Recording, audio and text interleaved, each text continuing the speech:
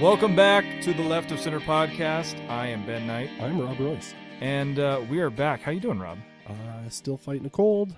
Is that why you're still kind of talking like that? Yep. Fair enough. Hey, that's, you know what? These things happen. I mean, we're here we are in the fall, and it's kind of, last year, my family kind of had this thing go through the house where we all kind of got this cold, and my daughter, who was turning 2 that week, got it, and she ended up in the hospital.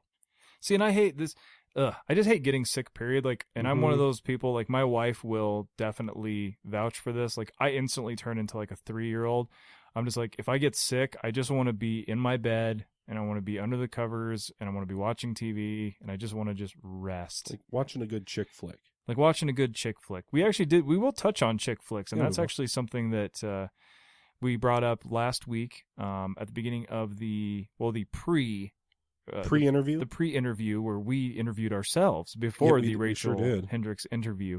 But we did touch on chick flicks. And for anybody listening, like, if the term chick flick is offensive to you, I'm not necessarily going to apologize, because that's what they're called. It's kind of a generally understood statement about. Yeah, I mean, other people call them like rom-coms for like romantic but they're not always romantic comedies. Like, a romantic comedy doesn't have to be a chick flick.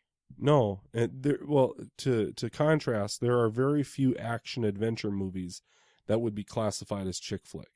Yeah, like, I don't think Rambo 2 chick flick. Well, wasn't there a number of years ago? I don't even remember when, or I never saw it, but there was that movie Cutthroat Island that had. Matthew Modine, is that who Cutthroat Island? Cutthroat Island, was it Cutthroat Island? It had Gina Davis. Gina Davis, I think it was Matthew Modine and Gina Davis, I think. From what I understand, that was like the highest budget movie flop of all time. It's up there. Right, because it was like hundreds of millions of dollars they spent on this movie, like $180 million or something like that. And it didn't do anything. So maybe that was an attempt at taking the chick flick genre into action adventure. Well, I think anything, like, if you go old school, like truly old school, and you go like Casablanca or like the original Robin Hood, things like that, there were lots of romantic elements to those movies. Now, I wouldn't call Casablanca an action movie by any stretch of the imagination. It's a drama. But it's like, it's a drama kind of, but there are interesting things in it. I mean, I wouldn't call it a romantic comedy. I wouldn't call it necessarily a chick flick, but Casablanca is definitely one of those movies that people go, oh yeah, it's a chick flick. Okay, so now that here we're right off the bat on this podcast, we're talking about this. What would classify a chick flick as being a chick flick rather than, whatever kind of other movie? Right, because you got, I don't think anybody, well, at least I've never heard a director on an interview or anything say, you know what, we're going to make a chick flick. No, I think, and Rob can give his idea or definition of what he thinks a chick flick is. For me, it's any movie that interests a female in a specific demographic. Like, I think when you reach a certain age, like, romantic comedies maybe aren't your thing anymore. But, if like you're between the ages of like, 11, 12 up to, 40 or 50 something, like, the women just, if it's, there's specific elements. So they're almost like they're targeting that particular, because a romantic comedy, like a high ranking in terms of, viewer favorites would probably be like Princess Bride. I think I just said Princess Bride. but that would be a movie where I don't know if anybody would classify that as a chick flick. I don't think so. It's definitely a romantic comedy. To me, it's like, well, and it's like an adventure movie. Like, it's an adventure movie that has elements of, romanticism. It's got action. It's got, there's a lot of things. There's a little bit of drama. I mean, overall, I think some people would be like, it's kind of a goofy movie in a way. It's a spoof. But it's like a spoof of all. I think he, Rob Reiner was the director, but whoever wrote it, I think he kind of took, the best things out of all movies and kind of put them into one movie. Right. So it was kind of in that spoof era. The what was the Top Gun spoof was, I don't remember. It's the one with Charlie Sheen. Hot Shots.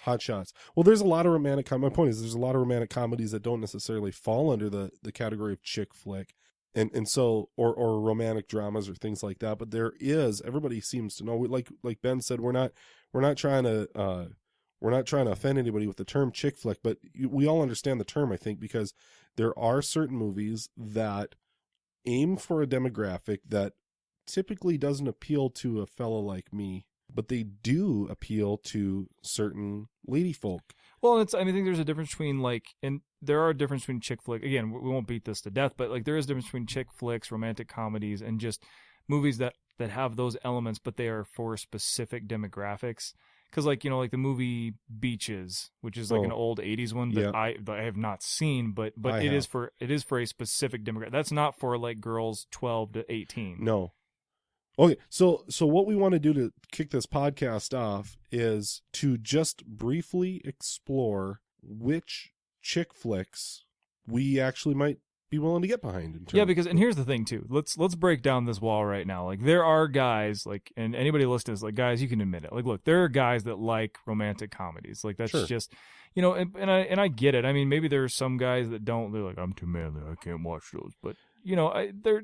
Yeah, there's the chauvinist who will not watch them, and I think there's the guy who's just trying to score brownie points with girls by saying, "Oh, I really, really like chick flicks," and they make that a point. I'm the chick flick guy. It's come on, guys.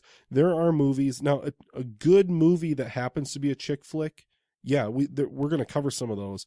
But do you really like the movies that are specifically aimed at I'll come out. Look, I'll be the martyr. I'll be the martyr here and say, look, if you were to go through my movies, which my wife and I don't buy DVDs or even Blu-rays anymore. We just buy things. We either watch Netflix or we buy things on Amazon Prime, so that way we don't have discs lying around. But if you were to go through her DVD collection and my DVD collection, different, you would probably think that her movies are my movies and my movies are her movies, because the percentage of chicky flickies are far greater in my DVD collection than my wife's. Well, maybe we should talk about what DVDs those might happen to be. Oh, dude, actually, you know what? I actually pulled this up beforehand, and I believe Rob has it too in front of him. I have it right here.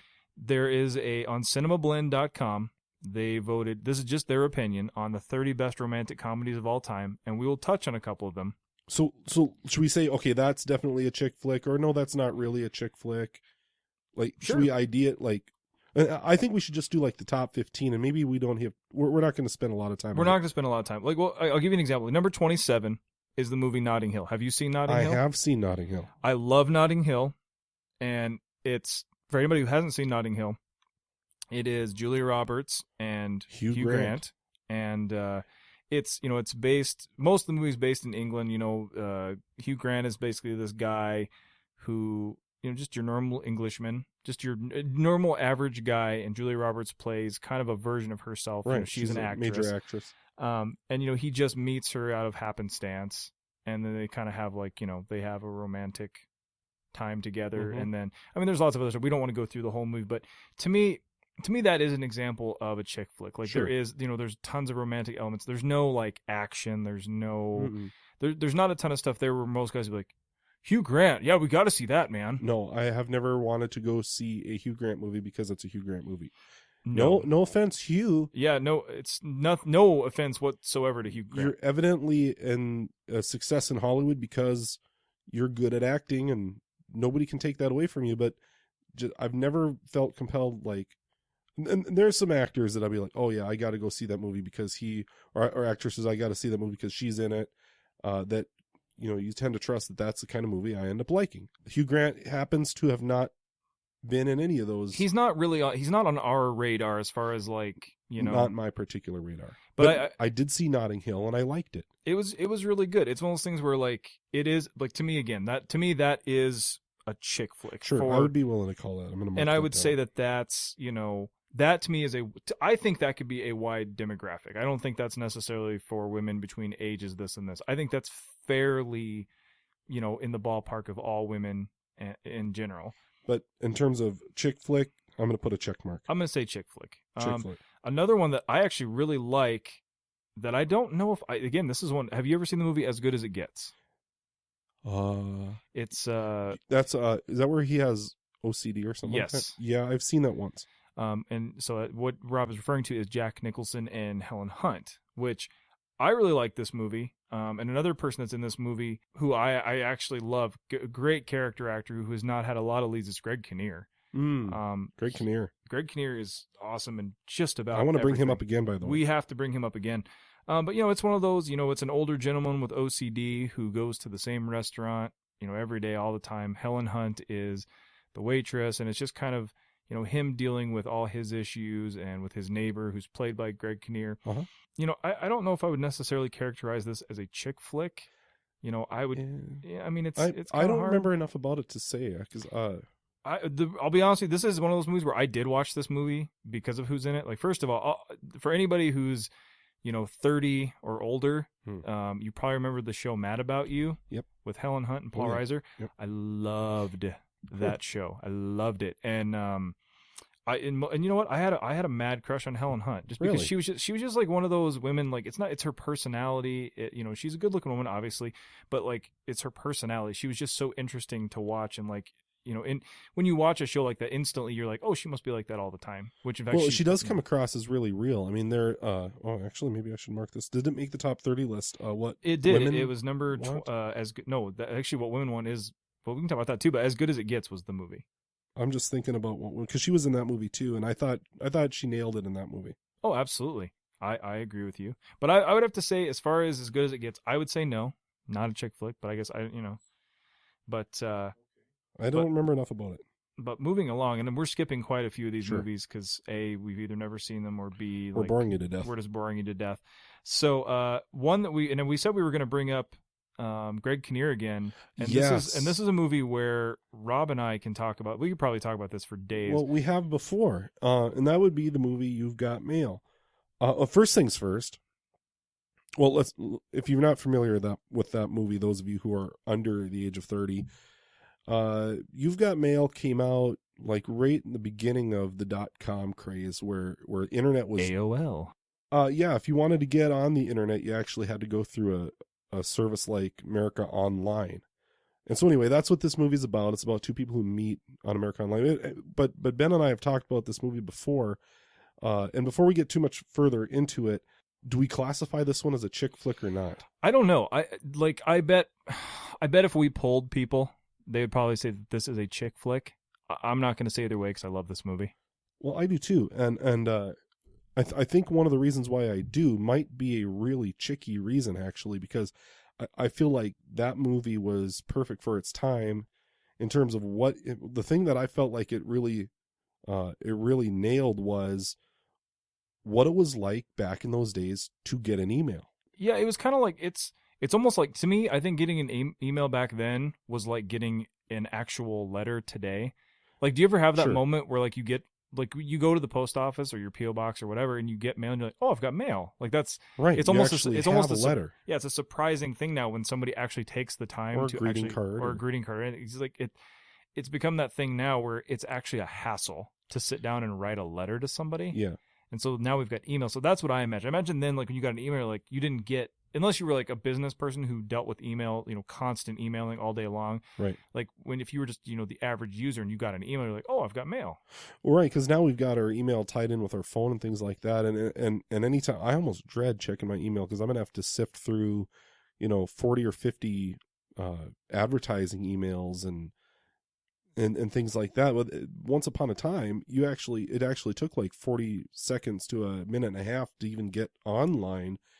So nobody was really spamming emails that much back at that time. So it was, I think they nailed the thrill of getting a personal email. It wasn't so easy. Like now you can use text messages, Twitter, Facebook, any social media, email. All of those are relatively interchangeable. A message pops up in your phone, you just respond to it. Email used to be a lot bigger deal than it is now.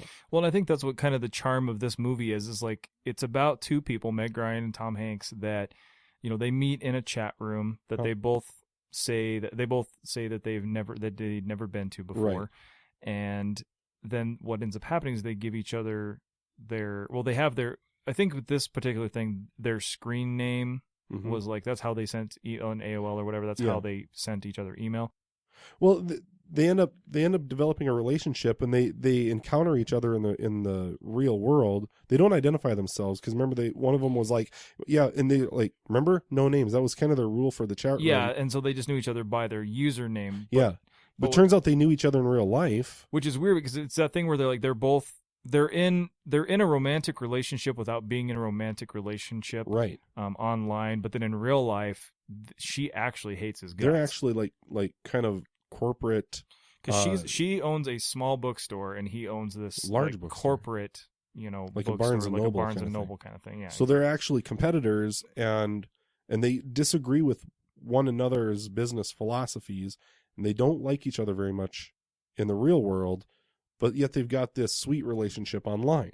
I think everybody at the time that this movie came out, because right now social media and our real lives are so intertwined, a lot of the things we need to communicate with one another, we've stopped calling each other on the phone. For a lot of us, and I'm sure many of our listeners can agree, we end up using the social media platform as a way to exchange necessary information. Well, it's interesting. My wife actually, and Facebook is a big point of contention for her. She says, she's like, you know what? I don't put anything on Facebook anymore about our lives or about our son, or because she's just like, look, that's personal. That's for us. Like, Right. it's fun to post like certain pictures and things for like my family, or just people who haven't seen my son in a while, but like when our anniversary comes around, and this is not dogging anybody, this is just my wife's opinion on it. When it comes to our anniversary or birthdays or our son's birthday or just any special occasion, we don't even talk about it on Facebook. Like most Sure. people, like I think this year, I don't even remember if I posted that it was even my birthday or anything. So it's just like, if I got any like, hey, happy birthday, it was just because People knew Facebook, you. well, and Facebook will literally, it'll bring up a little thing. It's like, boing. It's like, hey, it's Rob's birthday today. And so you're like, oh, I should probably go tell Rob hi or whatever. Sure. But it's just like, it's one of those things where our lives are so out there all the time. And so it's like, with Twitter, like, and we've kind of gotten, and I admit I'm very much this person. Like, are you that guy where like you're out to eat and you're like, this looks really cool, I should take a picture of this. And then you put it on Facebook or just like anything. Cause like that seems to be a big thing. Like people take, the selfie was the big thing. And then there was it planking? Is that what that's I called? don't Where know. like people like lay out flat on like something.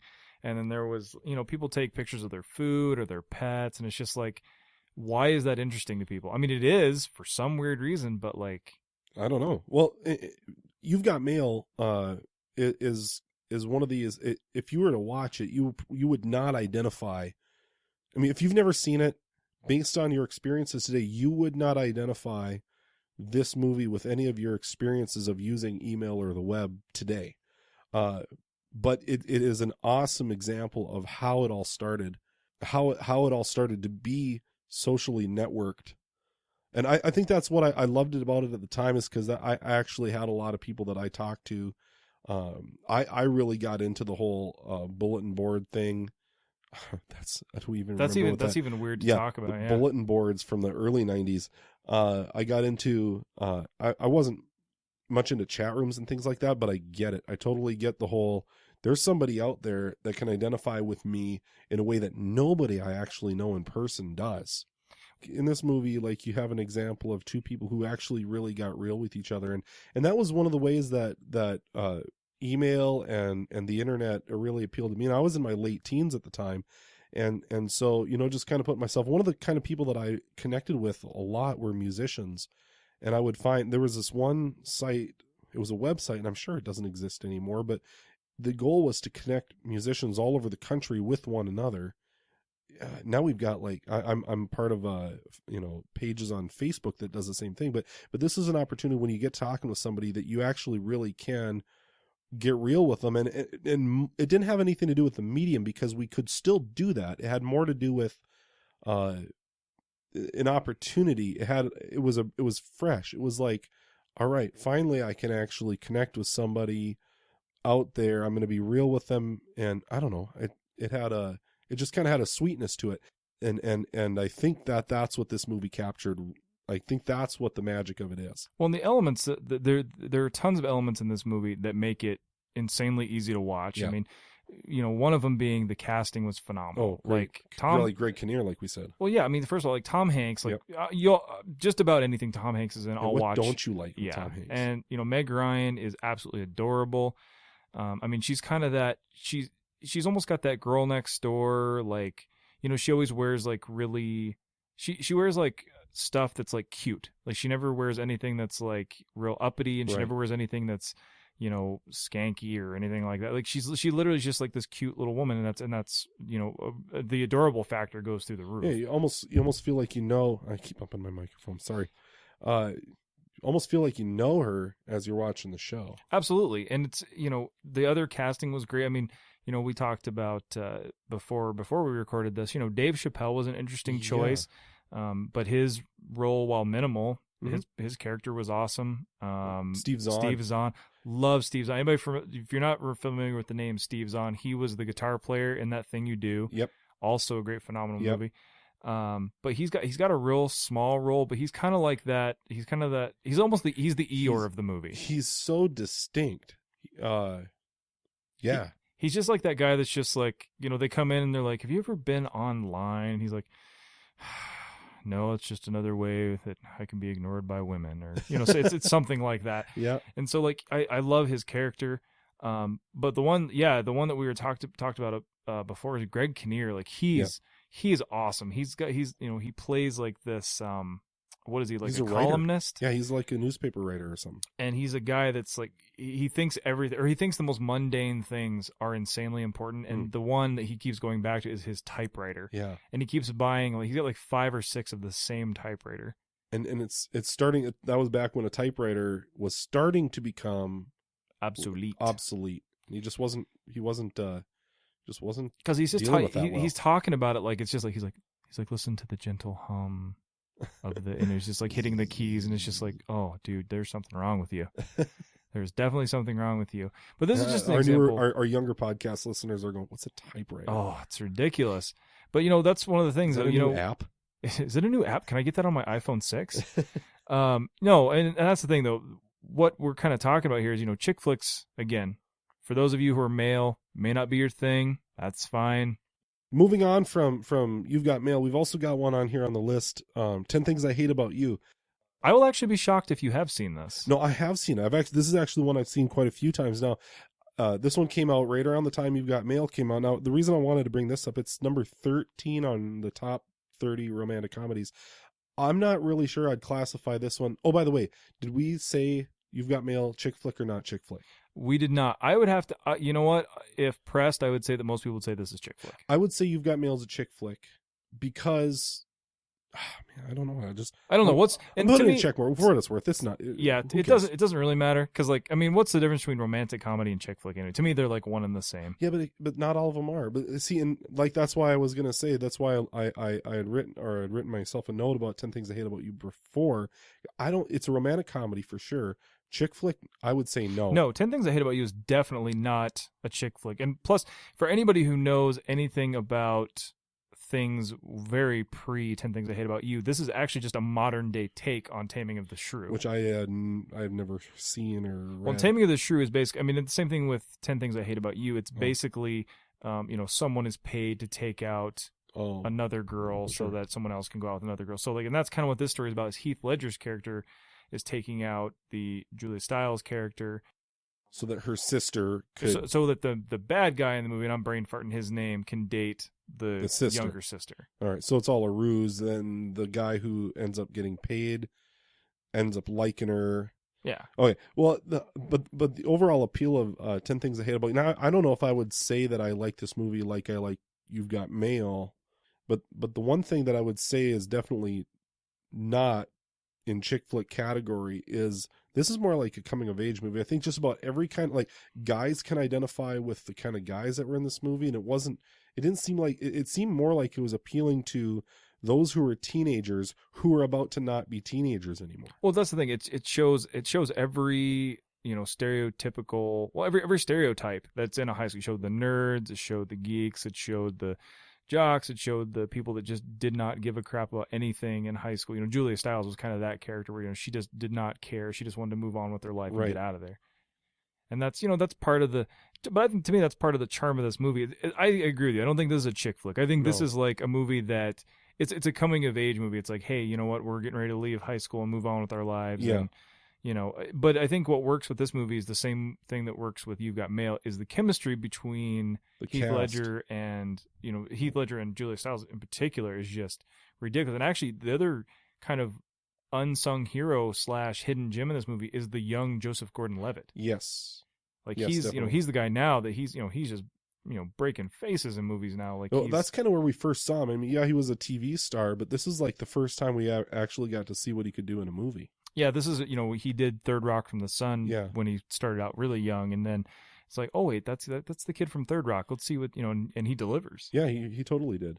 Okay, well, let's hit maybe just one or two more of these. Let's hit maybe one or two more. I actually let's hit because I love this movie, and we can kind of move on. Maybe do one more after this. I love the movie Say Anything. Have you ever seen the movie Say Anything? Rob is looking at me confused. It's John Cusack. Nope. Okay, well, I have to talk about this. So this will make you want to see this movie. So Okay. the beauty of Say Anything is, he's John Cusack plays this guy he's just your average or below average guy. Like he's the guy that like everybody in high school liked, but he wasn't rich and he wasn't like, he was just that guy. It's like, oh, it's Lloyd, man. Lloyd's cool. He's just that guy. And he falls in love with, or just has had a crush on, Diane Court, who's this, she's the valedictorian. She's not rich, but she's extremely well off. He looks at her and like she's perfection.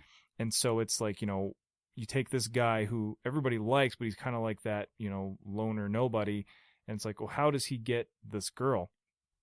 And so he just, he takes a chance and he's like, you know what, I'll call her up and just ask her out on a date. And she agrees and they go out together and like, she kind of sees like, you know what? Yeah, he's the opposite of every guy that's ever been interested in me, but it's, I'm going to give it a shot. And then they slowly start to kind of fall in love with each other.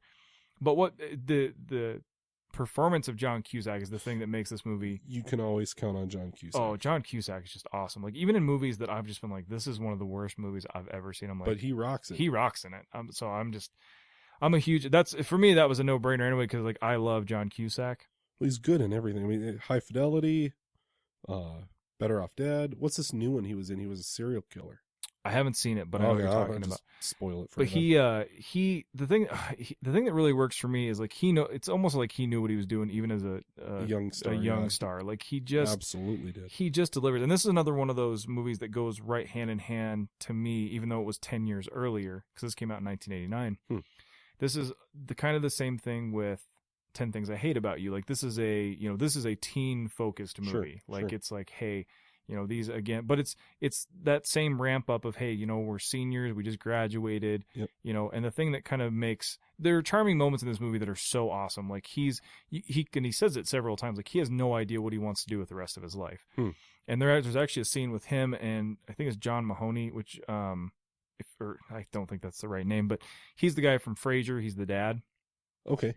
But he's, they're sitting at a dinner table and they're having dinner and he's like, so Lloyd, he's like, so what are you going to do with the rest of your life now that you graduated high school? And he's like, I don't know. He's like, I just know that I don't want to buy, sell or process anything. I don't want to sell anything bought or processed. I don't want to buy anything sold, bought or processed.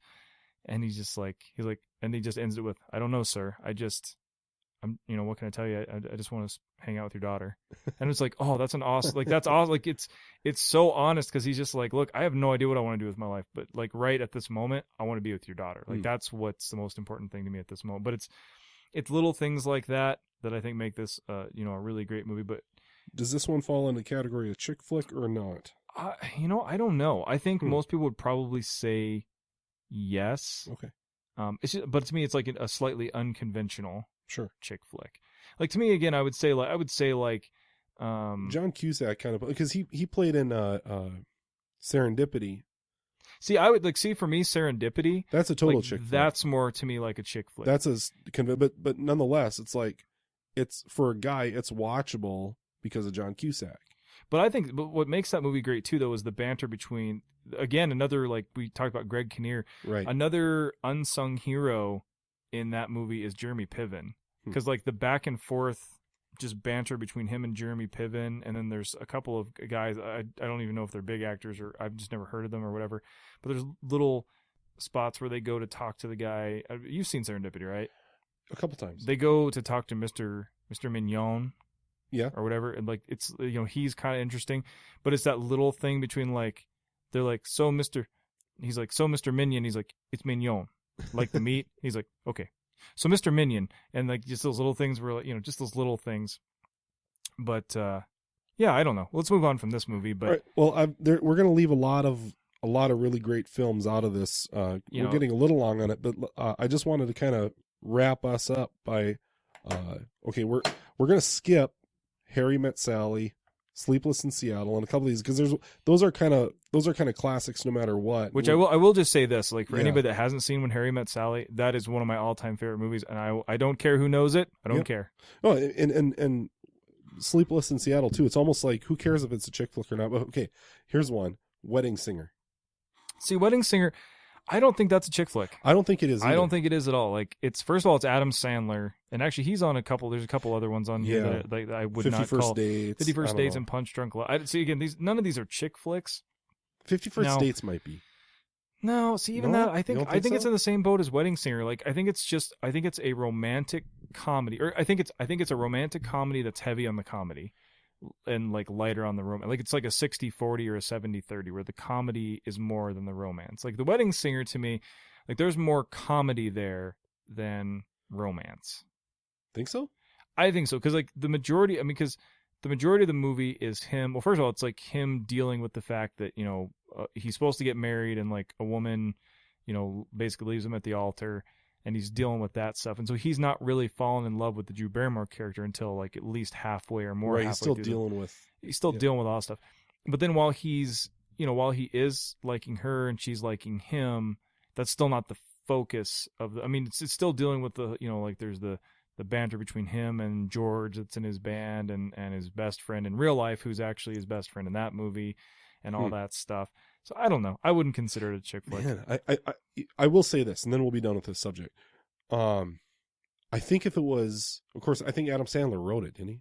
Or he had something to do I don't know if he wrote it. He might have been. But it was one of the, like Happy Gilmore. It's probably under that Billy banner. Madison. It was still in the Adam Sandler movie thread.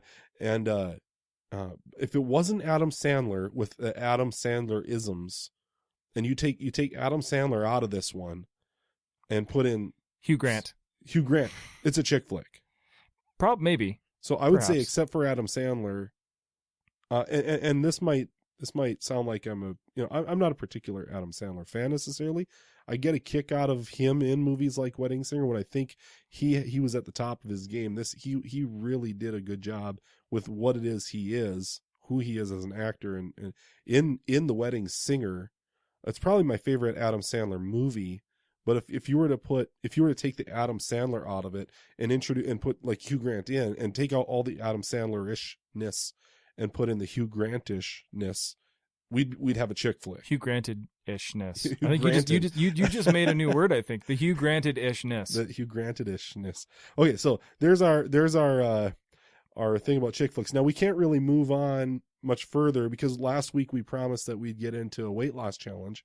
It's true. And since I hit my mic again, Rob, it's funny. We've now done. This is what do we say? This is episode 4. This is episode 4. No, okay. We've been talking about the pop pack for 3 episodes now. We're gonna have to start a new pact, and no more hitting my mic. All right. No more hitting the mic, Rob. What do we do if I do? Ridicule, reprimand. Take away your birthday. Oh, well, I can probably live with that. Okay, so the weight loss challenge, since the last podcast, have you had an opportunity to weigh yourself? I have not had a chance to weigh myself. So Rob, have you weighed yourself? I haven't weighed myself either, which is what we said we were going to do. But here's what I did do. I'm a little bit nervous to jump on the scale, actually, to tell you the truth, because every time I do, it's like 10 pounds higher than I thought it was going to be. It is a little nerve-wracking. It's a little nerve-wracking. But I will say this. I will come out and say this, and I'm speaking for Rob as well. By next episode, we will tell you how much we weigh. We will. Any guesses? About how much I weigh right now? Take a stab at how much you think your scale is going to say. My scale is probably going to say somewhere around 215. Ben, 215. Somewhere around there. I'm just guesstimating. I'm guessing by how I feel and look right at this moment. I'm guessing about 215. I'm going to take a stab. I'm at 207. I'm just throwing it out there. It's not fair. Well, I don't know. Maybe I'm 215 and you're 207. I'm definitely not 207. It's hard to tell by looking but that's kind of my that's part of why I don't want to jump on the scale right now, is I'm a little bit nervous. Okay, so next time we'll give you a for sure. Ben thinks he's somewhere in the 215. I'm somewhere maybe in the 207 range.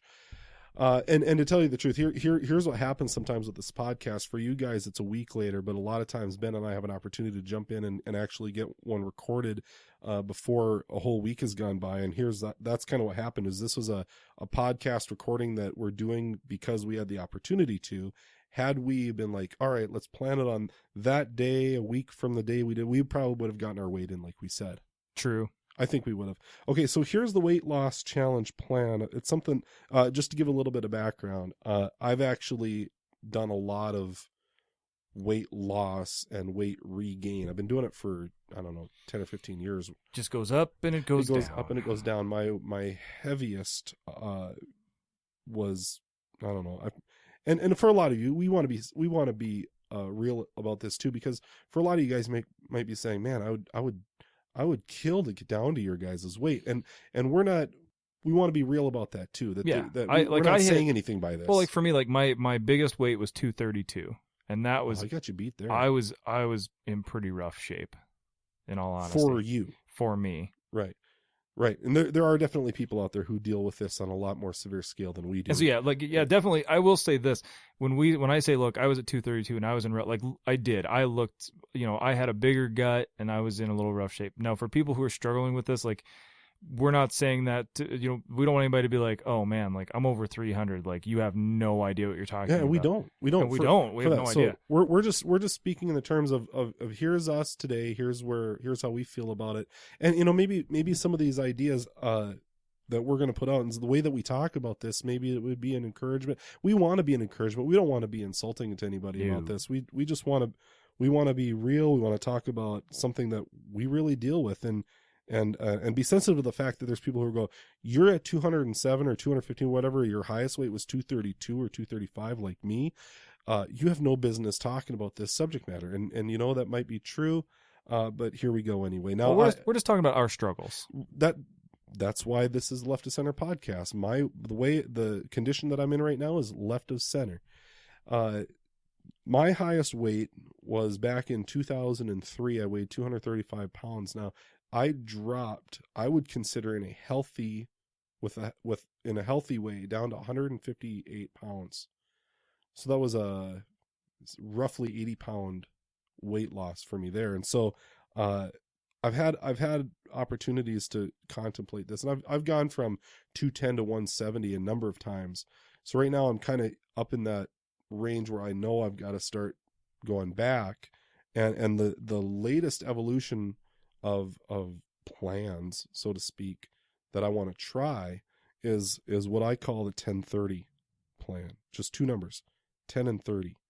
The goal that I've written out is to lose 10 pounds every 30 days. That's fairly reachable. It takes a lot of dedication. Well, and the thing is, like, to give you an idea, like to give you some background on myself, yeah. I weighed 135 pounds when I graduated high school. So like I literally was just a walking, stick. I mean, I was skinny, and which is weird because like I did work out, like I was on sports teams in high school and I did all that stuff, but I was tiny. So like I was 5'11", 135. Wow. And just scrawny. And then I gained basically 100 pounds over the next, 10 years or something. That's pretty insane to me. Yeah, no kidding. So it's just one of those things where it's just like, again, we're married, we have kids. It just happens. I know that there are people that are listening right now that have kids that got married that are just like, it's like, I didn't want to gain more weight. I didn't want to get bigger, but life is just, I think what happens is life just gets good.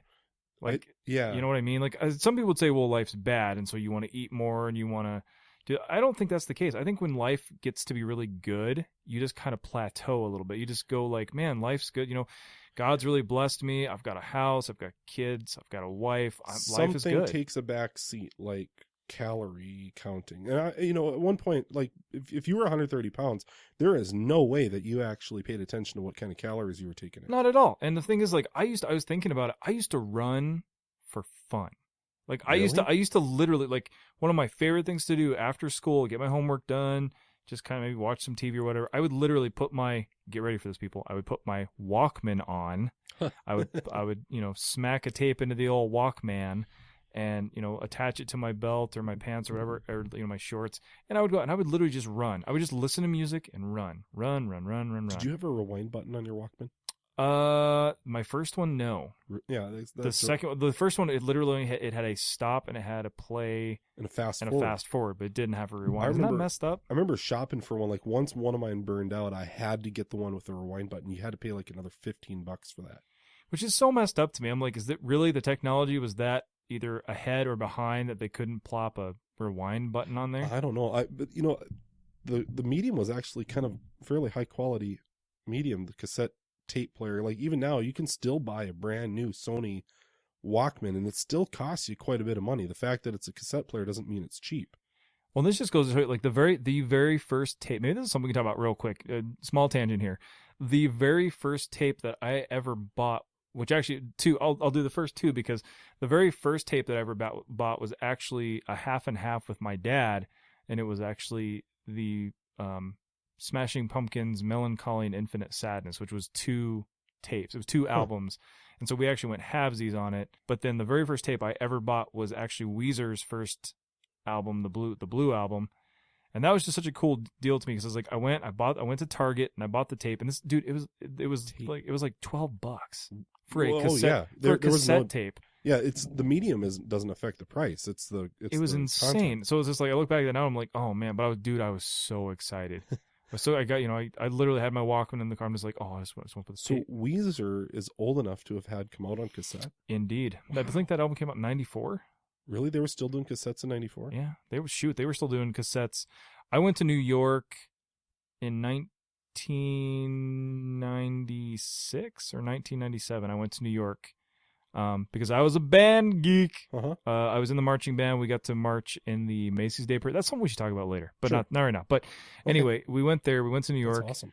And I went into the big Sony mega set, like the great big huge. Yeah. Or I don't remember if it was Sony or if it was some other big conglomerate, but whatever the big huge record store, tapes, records, CDs, whatever. Right there in the. What is it? What am I thinking of? I don't know. Not the plaza, whatever the big main area of New York is where they show the ball. Rockefeller Center. Thank you. And I went in, and they literally had like a huge assortment of cassette tapes. And I went in there and I bought this just shows that I'm a 90s kid.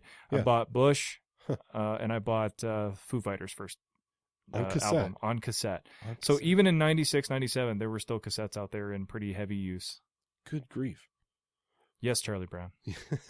Okay, so Tangent City, which is cool. I love the cassette format, by the way. I've still got a cassette recorder as part of my recording studio outfit here, too. I actually literally wore out tapes. That's a weird thing to think about. You get stretched out and you start hearing that warble in there. All my tapes ended up like that.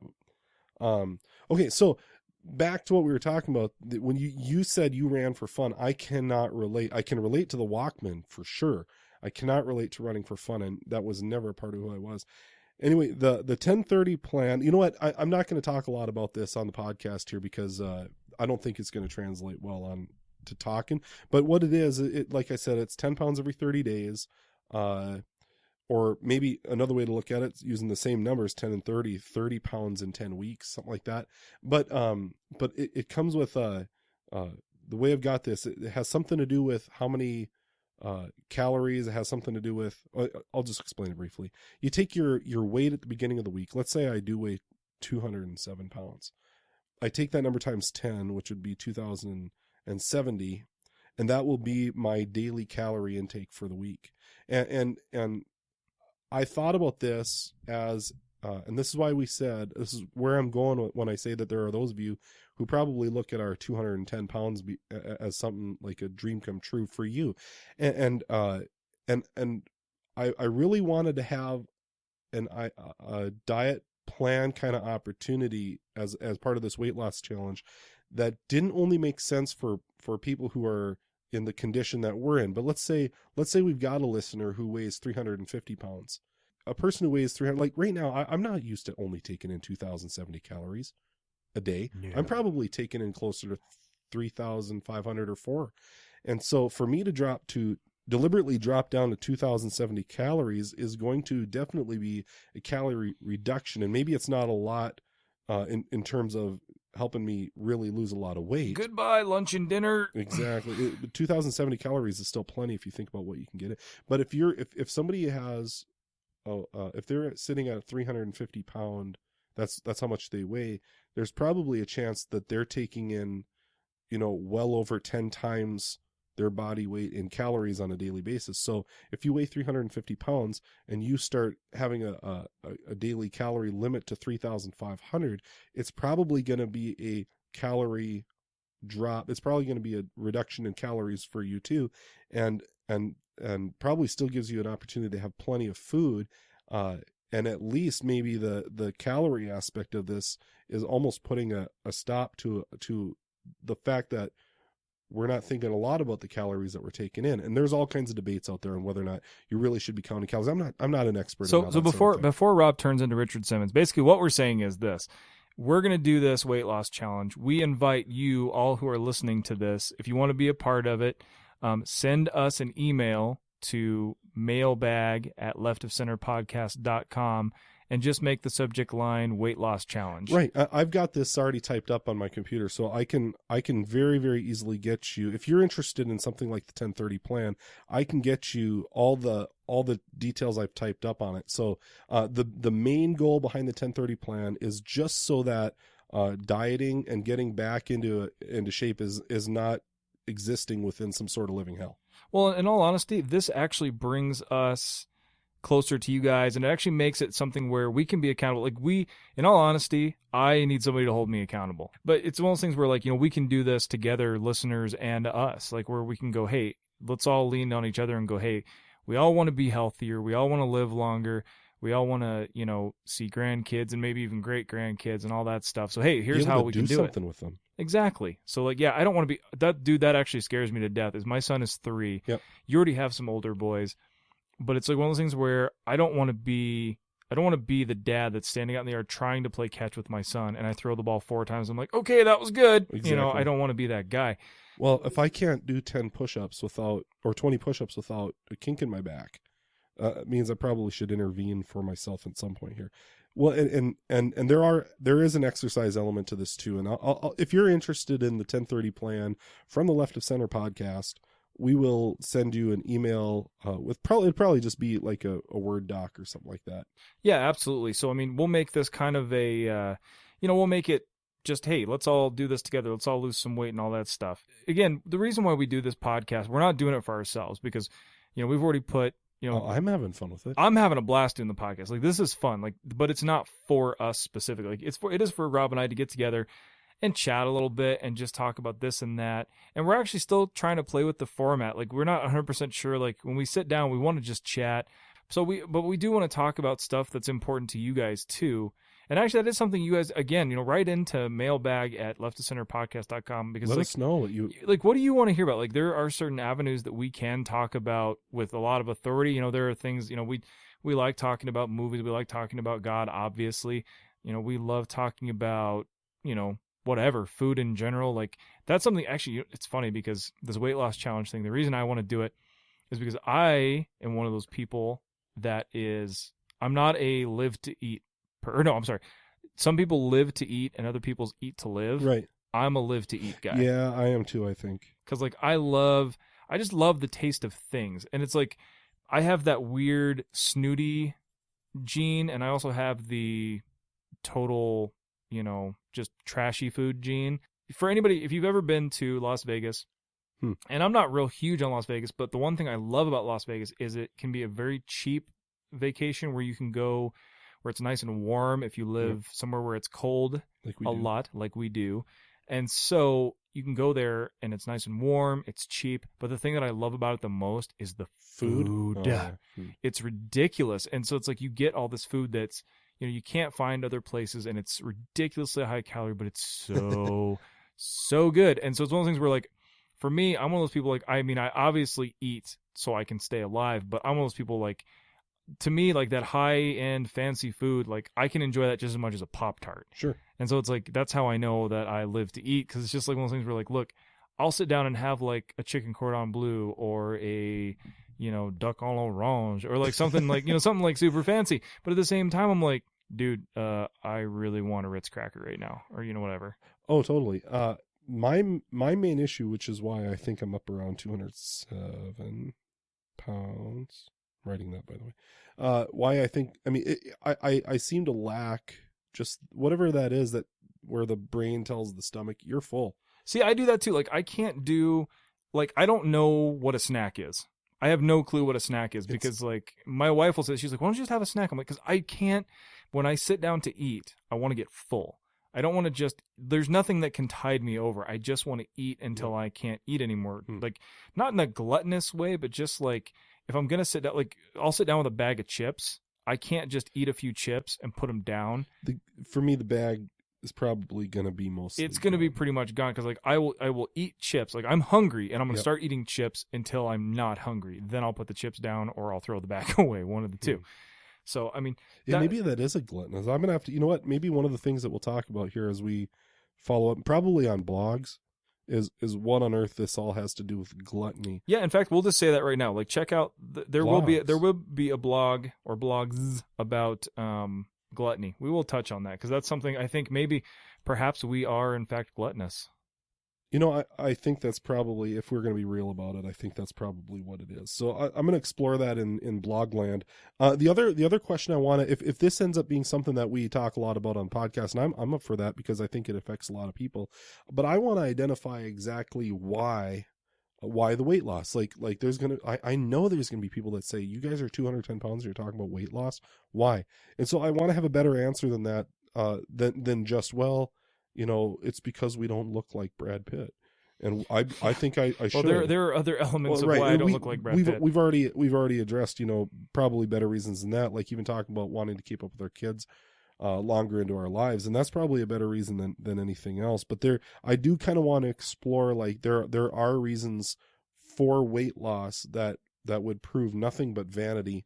And I don't want that to be a reality for me. I don't want it to be a reality for you. And I want to kind of keep people encouraged to be fit, but not for the sake of vanity.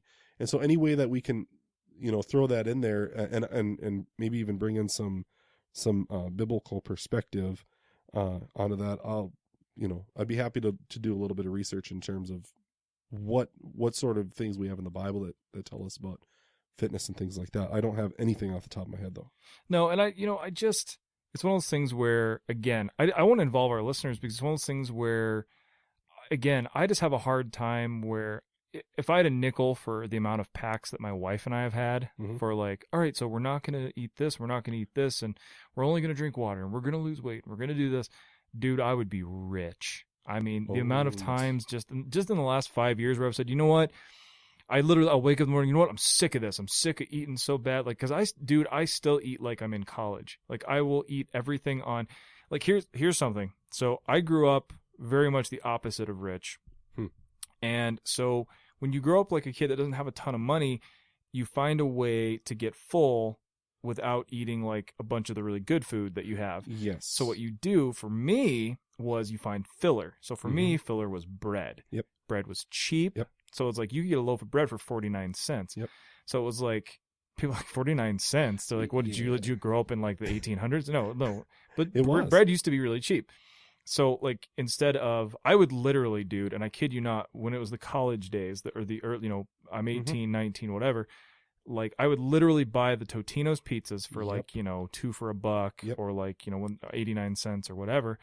And I would make a Totino's pizza. And I would take a loaf of bread and I would literally put slices of Totino's pizza on bread and eat them as a sandwich. Jeepers. So it was like, that was how I used to eat. I would make macaroni and cheese. I would eat it on bread. I would make, like, I guess you'd call it like an Italian casserole or just an American Italian casserole where you literally just take tomato sauce, mozzarella cheese and noodles, basically, and you make them together in one way or another, like you bake them or you just whatever. I used to make that or just even spaghetti, anything, and just put it on bread. And so like now at 32, I still eat like that. Like I still, will eat a ridiculous amount of food and I'll eat it on bread. I'll eat it on, one of my favorite things. I don't know if you like this. last night, perfect Mhm. example. My son and I were home by ourselves. My wife was out shopping, and my son and I sat down and ate. I literally just cooked an entire box of, like, at least they were healthy noodles. They were like the noodles that are made out of vegetables. Yeah. But I've had those. But yeah. like I boiled them all. They're like the curly ones. Yeah. And then we boiled them, cooked them, put them in a bowl, and then I put Italian dressing on them. Mhm. And that was it. Like, I mean, other people have probably done this too, and you can put broccoli in it, and you can put cheese or whatever. Lots of people make the little pasta salads for picnics or just get-togethers or whatever. But we literally just put Italian dressing on them and just ate the whole doggone box. And so it was like, and so like people were like, well, at least it was you and your son. My son's still- 3. My son's oh, 3. right, so it's right. not like he ate like, a huge bowlful, but I literally sat there and ate the whole doggone thing, which might be gluttonous. Pretty close. We'll explore that.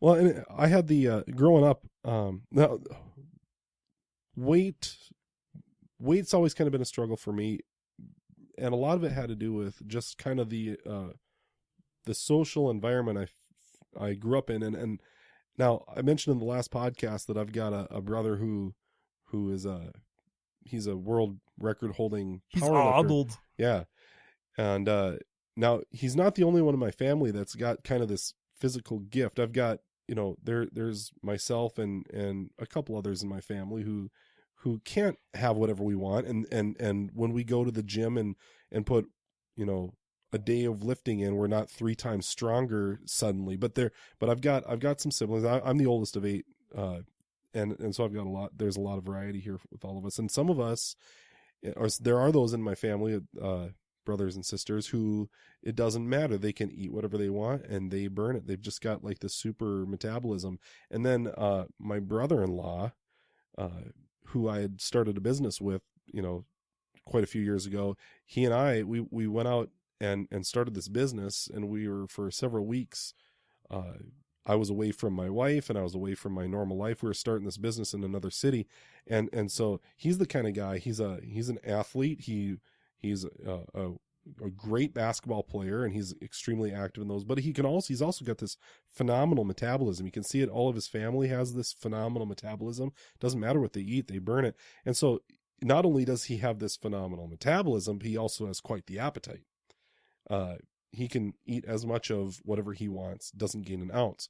So as we're starting this business together in this other city, I kind of adapted his eating style. I didn't eat anything other than what he ate, but I did eat everything that he didn't gain a pound.